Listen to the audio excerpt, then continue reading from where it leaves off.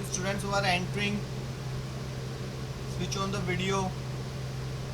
Keep your video on.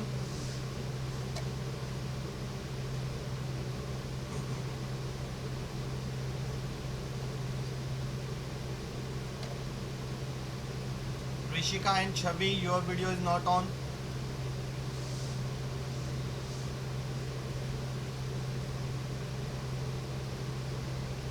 बेटा बोलना क्यों पड़ता है, अपने आप क्यों नहीं करते on?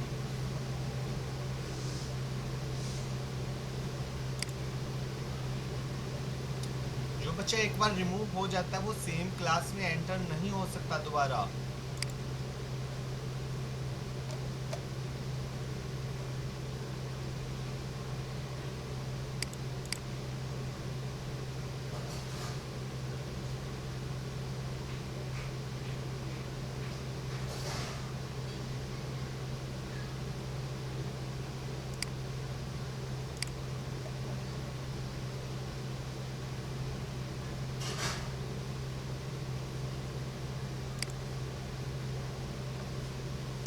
Start the video. The students who are entering in the class, as you enter in the class, start your video.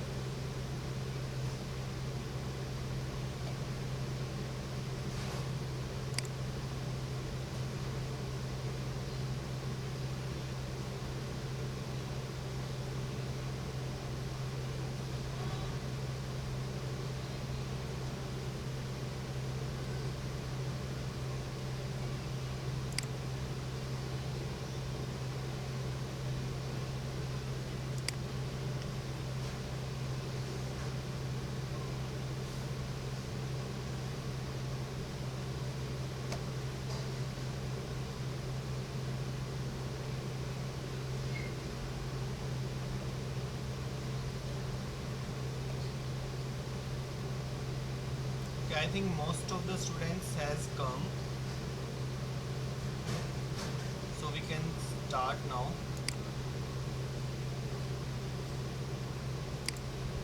अभी भी आ रहे हैं. Wait for 1 or 2 minutes more.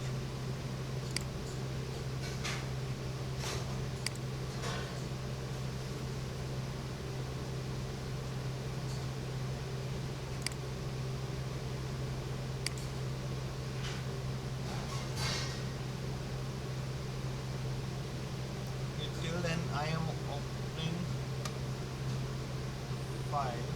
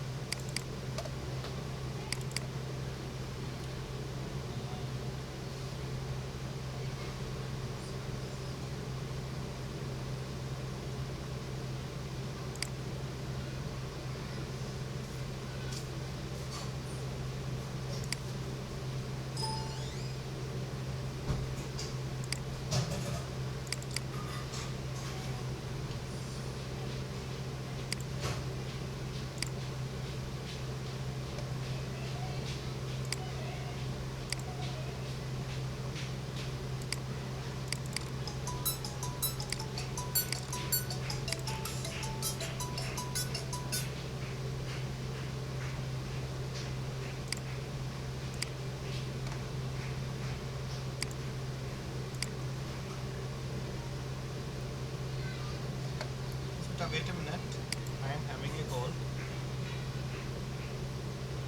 Hello, हाँ बेटा, हाँ बोलो.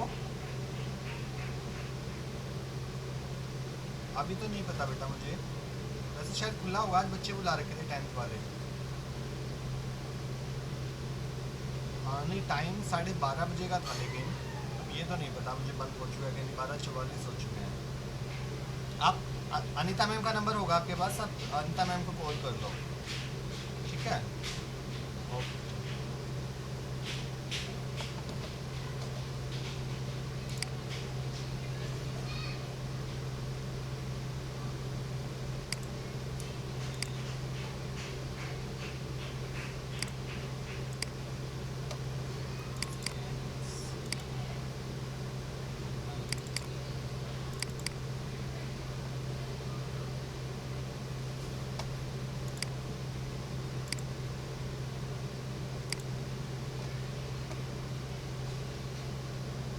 beta most of the students have joined now.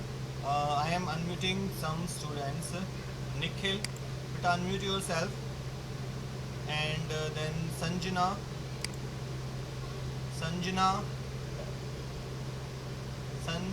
where are you busy बेटा? कहाँ गुम थे? किससे बात कर रहे हो पीछे? अच्छा चलो ठीक है, अनम्यूट हो गए आप. वॉइस आ रही है clear Sanjana? If my voice is clear to you? Sanjana. Nikhil बेटा आपने अनम्यूट फिर से म्यूट कर दिया. Nikhil unmute yourself. Nikhil unmute yourself.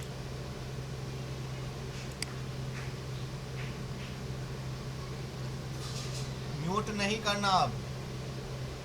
Okay Nikhil बोल के बताओ यस और नो. निखिल अच्छा sorry, I think my voice is clear now. मेरी ओके मैंने ही म्यूट कर रखा था इसलिए मेरी वॉइस नहीं जा रही थी. ओके अब आपके पास आ रही होगी. और दूसरा बच्चा कौन था? एक निखिल को किया था. संजना बेटा my voice is clear to you? Okay you speak something. Say at least yes sir. Yes, sir. हाँ your voice is also clear. And one more Rishika unmute yourself. Yes, sir. Okay आप तीनों ने म्यूट नहीं करना खुद को, ठीक है? ऋषिका, निखिल एंड संजना पूरी क्लास में, ठीक है? अब आगे अगर कोई प्रॉब्लम आती है बीच में, ऋषिका ने तो अभी कर दिया.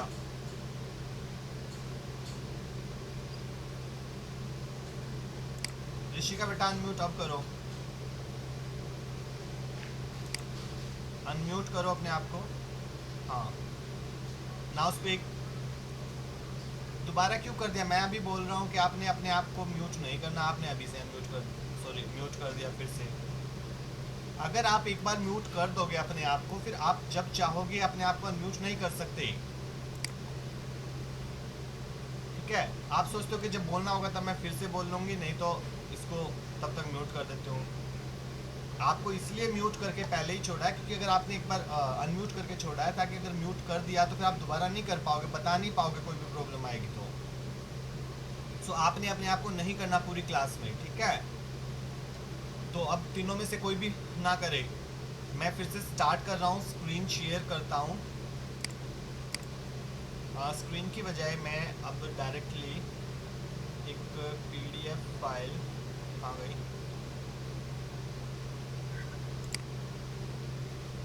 ओके सो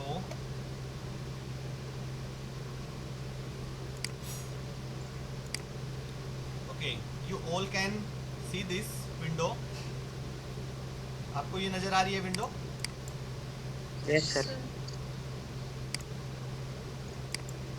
क्या नजर आ रहा है अभी फिलहाल? Chapter 1 Application of IT. हाँ वेरी गुड, ठीक है. तो सभी बच्चों को क्लियर है. तो ये जो आपका चैप्टर 1 है यूनिट 1 का, ठीक है, वो अब हम स्टार्ट करने वाले हैं. हमारा जो यूनिट 6 थी वो कंप्लीट हो गया है. हमने यूनिट 1 पहले नहीं की थी, हमने यूनिट 3 से स्टार्ट किया था, वो था ना 3, 4, 5 एंड 6. ये आई थिंक हम कर चुके हैं. तो अब स्टार्ट करेंगे unit 1, introduction to IT and IT's industry. बेटा आप में से कोई बता सकता है IT का मतलब क्या होता है? ऋषिका. हाँ ये तो फुल फॉर्म हो गई उसकी. ऋषिका बेटा IT का वैसे मतलब क्या होता है? ये इंफॉर्मेशन टेक्नोलॉजी कह लो चाहे, इसका मतलब क्या है?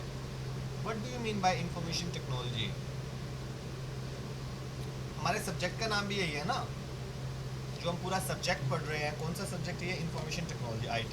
इसका मतलब क्या होता है? कोई भी बता सकता है? Raise your hand if anyone can tell. If Rishika raised hand.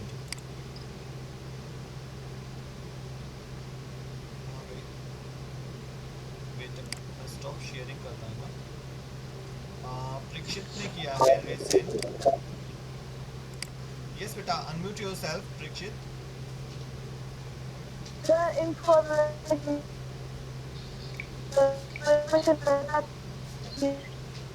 Sorry ये वो बता सकती है। नहीं, दोबारा बोला, आपकी वॉइस क्लियर नहीं थी। हमारा आपको वॉइस क्लियर आ रही है सर बेटा? जो हमें इंफॉर्मेशन यस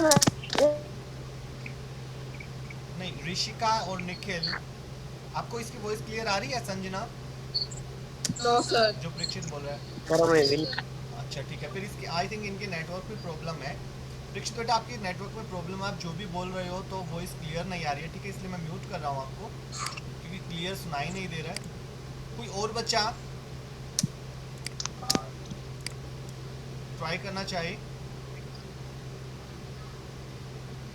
नो वन? अच्छा चलो मैं ही बताता हूँ, ठीक है? मैं शेयर करता हूँ स्क्रीन को फिर से। ओके, तो इसका मतलब अंकित रेज हैंड।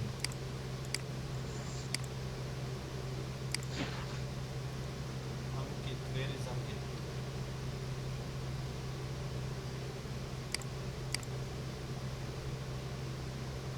यस बेटा, unmute yourself and speak. Sir, information about new technology. नहीं नहीं, ये मतलब नहीं होता। अच्छा चलो फिर मैं ही बताता हूँ अब।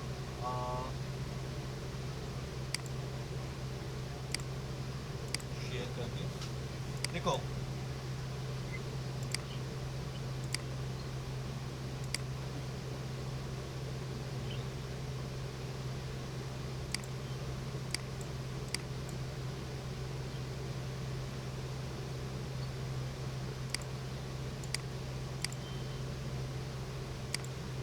क्या बोल रहा हूँ इसको, wait a minute।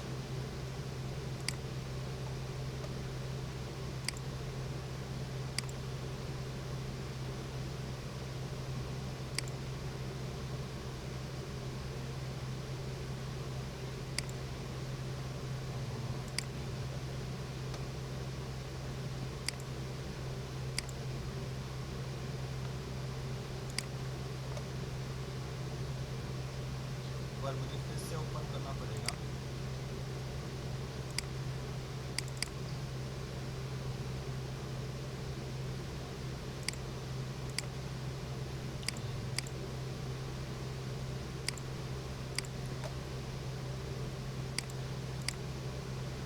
ओके, अब हो जाएगा। Okay, now you can see.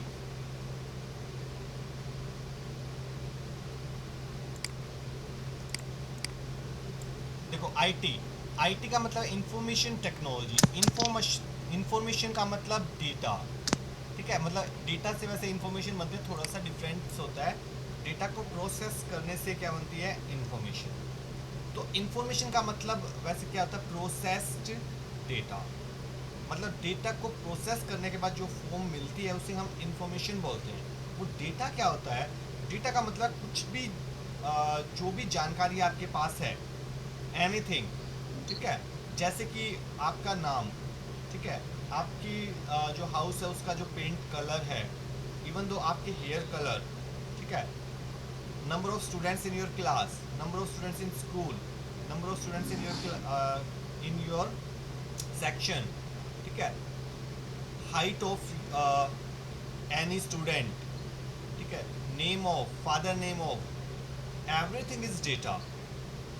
Okay, ये सब डेटा है। बट खाली हम सिर्फ डेटा बोलें, बस सिर्फ यूँ बोलते रहे कि किसी का भी नाम बोलते Ram, 9th class, 10th study, इनकी कोई सेंस नहीं निकलती।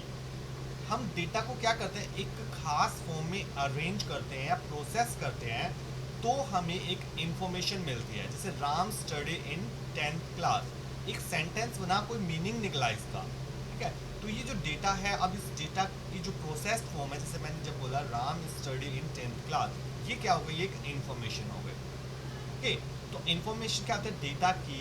डेटा तो सब कुछ है, एवरीथिंग इज डेटा। हमारे आपके अराउंड जो कुछ भी आप देखते हो, जो कुछ भी आप बोल सकते हो, ठीक है? या लिख सकते हो that everything is data, okay. But उसकी जो प्रोसेस करते हैं उसके बाद जो फॉर्म, मीनिंगफुल फॉर्म निकल के आती है, वो क्या कहलाती है? इंफॉर्मेशन। तो इंफॉर्मेशन का मतलब प्रोसेस्ड फॉर्म ऑफ डेटा। अब देखो, केवल दो ही चीज़ ऐसी हैं पूरे वर्ल्ड में जो डेटा को प्रोसेस करके उसका कुछ मीनिंग निकाल सकती हैं। वो दो चीज़ें कौन सी हैं? एक तो हम खुद ह्यूमन बीइंग्स, ओके। हम जो ह्यूमन बीइंग्स हैं वो डेटा को, मतलब अलग अलग डेटा को देख के उनको जोड़ के उनके अलग अलग मीनिंग निकाल सकते हैं। इसी की वजह से एक्चुअली ह्यूमन बीइंग्स तो बहुत ज़्यादा, मतलब जो लिविंग ऑर्गेनिजम्स है वो भी हैं कुछ हद तक, बट उन लिविंग ऑर्गेनिजम्स में जो ह्यूमन बीइंग्स है सबसे ज़्यादा है, मतलब जो प्रोसेस कर सकते हैं डेटा को। इसलिए हम साइंस में इतना ज़्यादा आगे बढ़ गए हैं, बाकी एनिमल्स नहीं बढ़ पाए। हालांकि वो भी कुछ हद तक मीनिंग निकाल लेते हैं डेटा का, जैसे कुछ चीज़ों को देख कर सोच कर समझ पाते हैं, उनके मीनिंग्स निकाल पाते हैं कि क्या होना चाहिए क्या नहीं होना चाहिए। बट सबसे ज़्यादा कौन प्रोसेस कर पाता है डेटा को अब तक? जो है ह्यूमन बीइंग्स, ठीक है। या फिर अगर हम बोले लिविंग ऑर्गेनिज्म, लिविंग ऑर्गेनिज्म के अलावा नॉन लिविंग थिंग्स में केवल एक कंप्यूटर ही ऐसा डिवाइस है जो डेटा या इंफॉर्मेशन को प्रोसेस कर सकता है, ओके। तो हम डेटा को इंफॉर्मेशन प्रोसेस करने वाला जो भी डिवाइस होता है उसको क्या बोलते हैं? कंप्यूटर। अब हालांकि जैसे मोबाइल्स हैं वो भी डेटा को प्रोसेस कर पाते हैं, एक्चुअली जो मोबाइल्स हैं वो भी कंप्यूटर ही होते हैं। कुछ बच्चों को लगता है कि नहीं जो मोबाइल है ना वो कंप्यूटर नहीं, वो तो मोबाइल है। एक्चुअली जो कंप्यूटर्स होते हैं उनकी डिफरेंट कैटेगरीज होती हैं, तो मोबाइल भी कंप्यूटर की एक कैटेगरी के अंडर आता है। इनको हम बोलते हैं हैंड होल्ड कंप्यूटर्स। ऐसे कंप्यूटर्स जिनको हम हैंड में होल्ड कर सकते हैं, बहुत छोटे कंप्यूटर्स होते हैं, ठीक है। तो मोबाइल फोन्स, हालांकि अब तो हमने मोबाइल से भी छोटे कंप्यूटर्स बना लिए हैं, जिनको आप जैसे स्मार्ट वॉच में लग जाते हैं। आपकी जो स्मार्ट वॉच होती है ना, that is also a computer, ठीक है। आजकल तो और भी बहुत छोटे छोटे कंप्यूटर्स आ गए हैं। तो कंप्यूटर ही एक ऐसा डिवाइस है जो इंफॉर्मेशन को प्रोसेस कर सके। तो आईटी का मतलब हुआ ऐसी technology which can process the data, और ऐसी टेक्नोलॉजी क्या है? एक ही है अब तक हमारे पास, कंप्यूटर। तो उस टेक्नोलॉजी को क्या बोलते हैं? कंप्यूटर। इसलिए आपने नॉर्मली देखा होगा आपके सब्जेक्ट, जैसे कई बोलते हैं ना कंप्यूटर पढ़ते हैं, कुछ बच्चे बोलते हैं आईटी पढ़ते हैं। हालांकि आईटी थोड़ा सा और ब्रॉड लेवल पे आ जाती है कंप्यूटर से, ठीक है। तो कंप्यूटर, लेकिन जो आईटी है वो टोटली कनेक्टेड है कंप्यूटर से। क्यों? आईटी का मतलब है the technology which can process the data, and ऐसी जो टेक्नोलॉजी है वो क्या है? कंप्यूटर है, ओके। तो इस चैप्टर का जो नाम है वो एप्लीकेशन ऑफ आईटी। हम आईटी के ही एप्लीकेशंस पढ़ेंगे, बट एक मेनली बात बोले आईटी का मतलब क्या है? कंप्यूटर, ठीक है। अगर एक हम नॉर्मल जनरल सी बात बोले तो आईटी का मतलब पढ़ते ही आप क्या समझ सकते हो? कंप्यूटर। क्यों है वो मैंने आपको समझा दिया, क्योंकि कंप्यूटर ही ऐसी टेक्नोलॉजी है जो इन्फॉर्मेशन को प्रोसेस कर सकती है। या फिर लिविंग ऑर्गेनिजम्स है, बट लिविंग ऑर्गेनिजम्स तो कोई टेक्नोलॉजी नहीं है ना, उनको हम टेक्नोलॉजी नहीं बोलते। जैसे ह्यूमन बीइंग्स है या कोई दूसरा एनिमल है तो वो टेक्नोलॉजी नहीं है। तो इसलिए आईटी का सिंपल सा मतलब हुआ कंप्यूटर, ओके। अब बात करते हैं आईटीज, आईटी और इसके बाद ES लगा दिया। E मत stand for enabled, S stand for services. तो आईटी के द्वारा इनेबल की गई सर्विसेज, ऐसी सर्विसेज जो आईटी की वजह से पैदा हुई हैं, आईटी की होने की वजह से, मतलब आईटी ने उनको इनेबल किया है, ओके। मतलब आईटी नहीं होती तो वो शायद वो सर्विसेज जो है वो भी नहीं होती हमारे पास।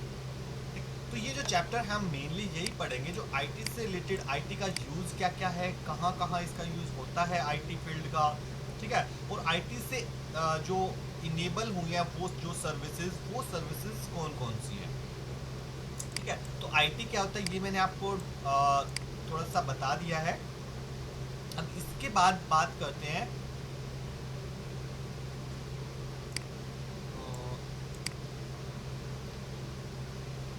ओके। इसके बाद यहाँ पे लिखा है let us consider few situation, और कुछ सिचुएशंस लिख रखी हैं। जैसे यहाँ पर फर्स्ट सिचुएशन है कि मान लो आप कहीं घूमने के लिए गए किसी शहर में, और वहाँ होटल में आप ठहरे हो, आपको रास्ते वगैरह नहीं पता, आप कहीं घूमने के लिए गए बट वापसी में होटल का रास्ता भूल गए, तो आप क्या करोगे? सबको पता है आजकल हमारे फ़ोन पे गूगल मैप्स होते हैं, आप गूगल मैप्स को ऑन करोगे और रास्ता ढूंढते हुए, मतलब वो अनजान रास्ते जिनके बारे में कुछ नहीं पता, आप वहाँ से बिल्कुल एग्जैक्टली अपने होटल पे पहुँच जाओगे, ठीक है।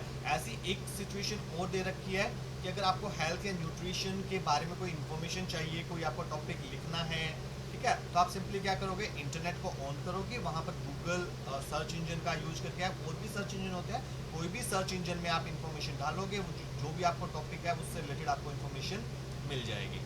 ओके, तो इस तरीके से आप इंफॉर्मेशन को एक्सेस कर सकते हो।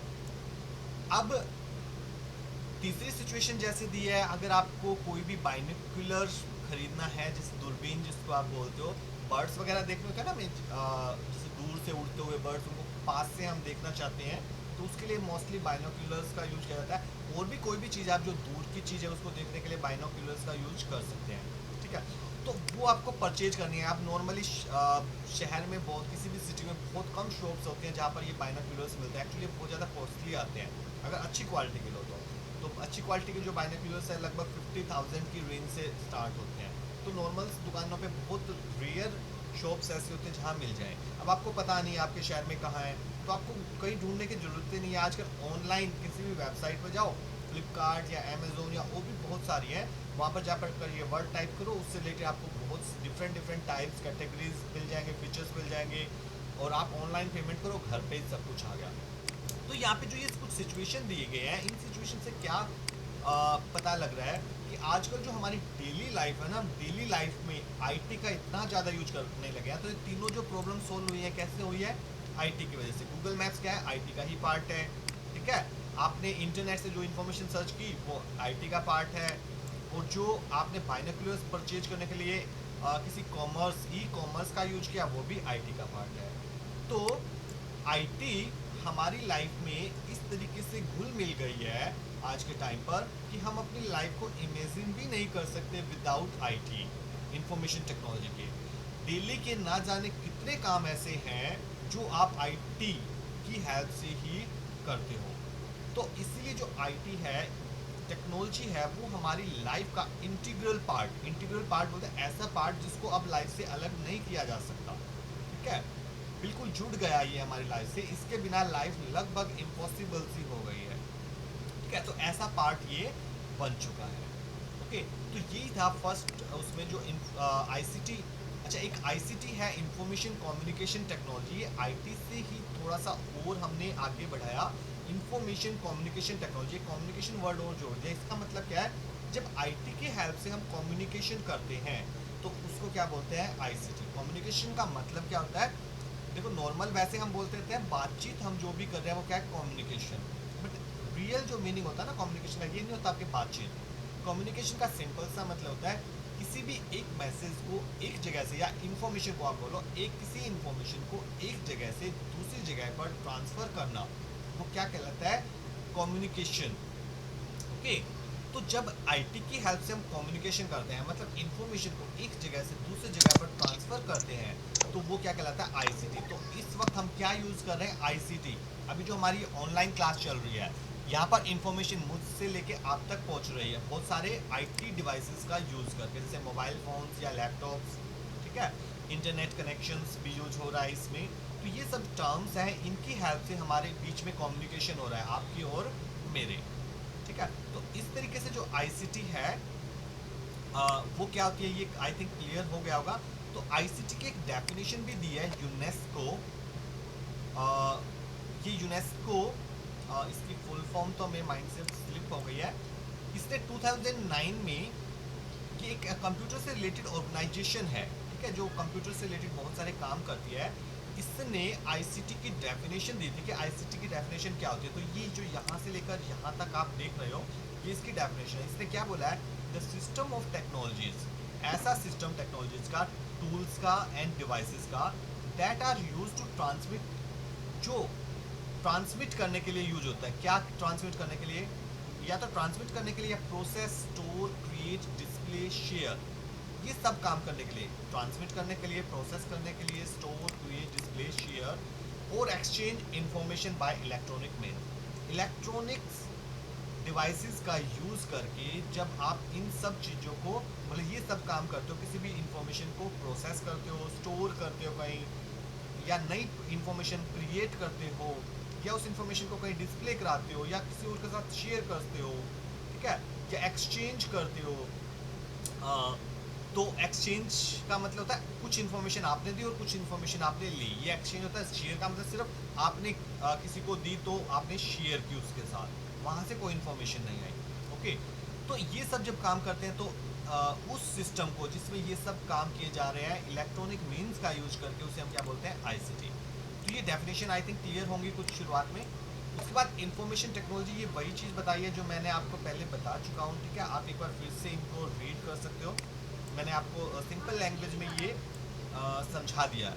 उसके बाद है IT has multiple benefits for a business. आजकल जो बिजनेस है वो सभी बिजनेस आईटी की हेल्प से ही हो रहे हैं। ओके, और आईटी के क्या क्या बेनिफिट्स है यहाँ पर कुछ लिखे हैं, या शायद क्वेश्चन में भी आया हुआ है एक, मैंने आपको दिया था, कुछ बच्चे होमवर्क कर चुके हैं, सेंड किया था, मैंने देखा था, बट बहुत सारे बच्चों ने अभी भी नहीं किया है। तो आईटी के क्या क्या बेनिफिट्स हैं, जैसे help to reach more potential customer. More potential customer का मतलब क्या है, ऐसे कस्टमर जिनके ज़्यादा चांस है आपकी सर्विस या प्रोडक्ट को यूज़ करने की। देखो वैसे तो पूरे वर्ल्ड है, अगर आप कोई भी काम शुरू करते हो आपको पहले से नहीं पता भाई ये मेरा कस्टमर है ये या ये नहीं है, कोई भी कभी भी आके आपका प्रोडक्ट या सर्विस है वो यूज़ कर सकता है। बट फिर भी पोटेंशियल कस्टमर्स किसको बोलते हैं, इस पूरी दुनिया में से हमें जो लगता है अभी हमारा ये प्रोडक्ट जो है ये लोग ज़्यादा खरीद सकते हैं, या हमारी ये जो सर्विस है इस सर्विस को ये वाले जो लोग हैं जो इस शहर में रहते हैं या जो ज़्यादा पढ़े लिखे हैं, या मतलब कोई भी कंडीशन हो सकती है। तो उस तरीके से जब आप उन कस्टमर्स को अलग निकाले तो भाई इनके ज़्यादा चांस है हमारी सर्विस को यूज करने के लिए, इसलिए जो पब्लिसिटी की जाए वो उनके पास की जाए, बजाय कि पूरी दुनिया में आप पब्लिसिटी करते रहो, ठीक है। अब जैसे कोई बहुत जो पुअर कंट्रीज़ हैं, बहुत सारी कंट्रीज़ ऐसे जहाँ पर जो गरीबी बहुत ज़्यादा है, आपने कोई बहुत महंगी कार बनाई है 1 करोड़ की और आप उसकी पब्लिसिटी ऐसी कंट्री में करते रहो जहाँ पे बहुत गरीबी है, तो वहाँ के लोग कैसे खरीद पाएंगे। तो वो क्या है, उस कंट्री के लोग कस्टमर, तो मतलब ये नहीं कि कस्टमर है ही नहीं, वहाँ के कस्टमर्स निकल सकते हैं 2-4, क्योंकि कितनी पुअर कंट्री क्यों ना हो वहाँ पे कुछ ना कुछ अमीर लोग तो जरूर होते हैं, बट बहुत ज़्यादा नहीं होंगे। तो बजाय कि आप ऐसी कंट्री में करो जहाँ बहुत ज़्यादा कस्टमर ऐसे हो सकते हैं जो आपकी कार को परचेज करें, तो वो क्या हुए, पोटेंशियल कस्टमर्स, ठीक है। तो आईटी की हेल्प से आप पोटेंशियल कस्टमर्स को ढूंढ सकते हो, उन तक अपनी पहुंच बना सकते हो।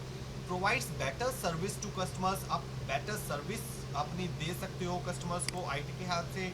Allow customers to provide feedback to improve business, उनसे फीडबैक ले सकते हो। मतलब जैसे अगर आपने कोई प्रोडक्ट यूज़ किया तो कस्टमर से पूछ सकते हो, हाँ जी आपको हमारा प्रोडक्ट कैसा लगा, क्या कमी लगी, अगर वो कमी बताते हैं तो उस कमी को नेक्स्ट जब जो और प्रोडक्ट आप बनाओगे उसमें उनको रिमूव कर सकते हो, ठीक है। आई थिंक आपकी जो क्लास होती है किस टाइम तक होती है, 11:15 तक होती है, ठीक है। 7 मिनट्स आर लेफ्ट। ओके, तो उसके बाद हम आगे चलते हैं। तो कुछ बेनिफिट्स और लिख रखे हैं, कुछ मैंने आपको बताया, आप पढ़ सकते हो, सिंपल से ही है, कोई ज़्यादा डिफिकल्ट लैंग्वेज नहीं है।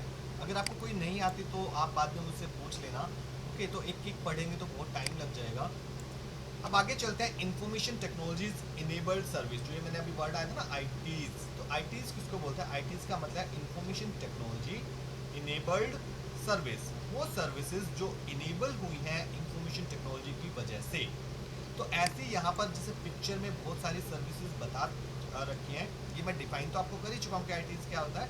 तो यहाँ पे जैसे बता रखा है जो आईटी इनेबल्ड सर्विसेज है कौन कौन सी है, जैसे project management, application development, IT and bilingual staffing, localization and translation, testing, infrastructure management। तो ये बहुत सारे जो सर्विसेज है ना, उसी की वजह से एप्लीकेशन डेवलपमेंट का तो मतलब क्या होता है, सॉफ्टवेयर बनाना। तो IT नहीं होती, मतलब कंप्यूटर ही नहीं होते तो सॉफ्टवेयर किस लिए बनाते, तो ये उसी की वजह से आई है।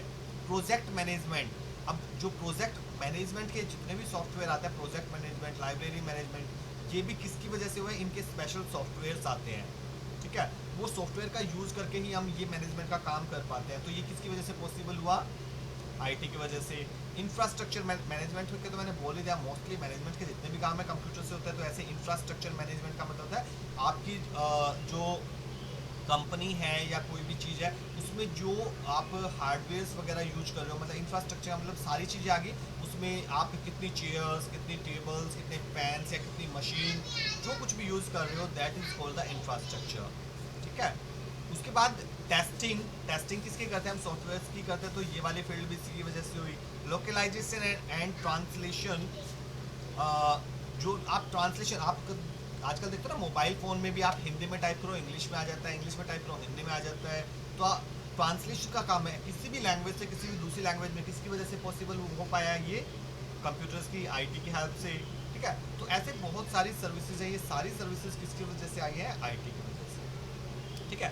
तो यहाँ पर अब बोला है कि जो फॉर ईच आईटी सर्विस, जितनी भी आईटी सर्विस है इनके लिए हमारे लिए दो चीज़ें जरूरी है, टू थिंग्स इसमें इन्वॉल्व होते हैं। वो कौन सी है तीन चीज़ें, एक तो technology that enables the service, मतलब आईटी जो सर्विसेज होती है उसके लिए सबसे पहले तो हमें एक ऐसी टेक्नोलॉजी चाहिए जिसकी वजह से वो जो सर्विस है वो इनेबल हो सके, मतलब पॉसिबल हो सके, ठीक है।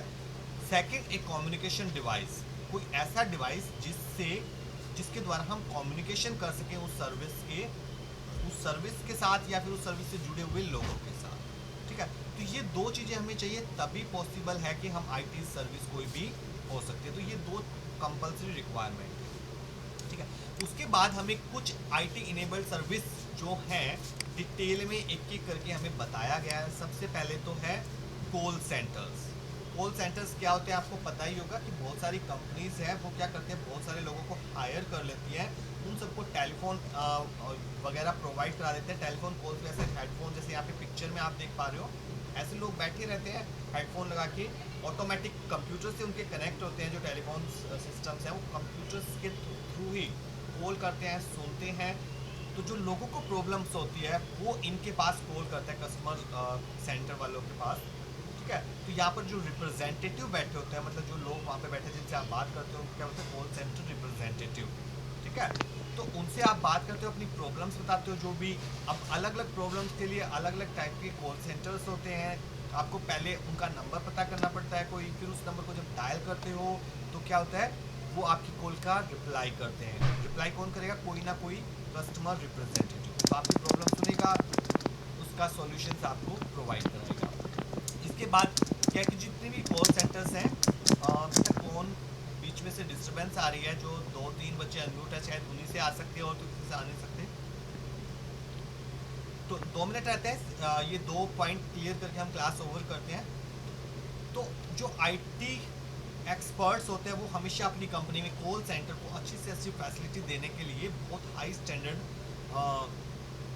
क्रिएट करने की कोशिश करते रहते हैं। और एक लास्ट है, आजकल क्योंकि जो वर्ल्ड वाइड कनेक्टिविटी, जो इंटरनेट की हेल्प से हम पूरे वर्ल्ड से कनेक्ट हो जाते हैं ना, वर्ल्ड वाइड कनेक्टिविटी की वजह से जो ये कॉल सेंटर की जॉब है ये पूरे वर्ल्ड में आप कहीं भी बैठ के और किसी भी हिस्से के लिए कर सकते हो, ठीक है। मतलब अगर आप यहाँ पर इंडिया में बैठ के अमेरिका के कस्टमर्स को अटेंड कर सकते हो या अमेरिका में बैठ के इंडिया के कस्टमर्स को अटेंड कर सकते हो, ओके।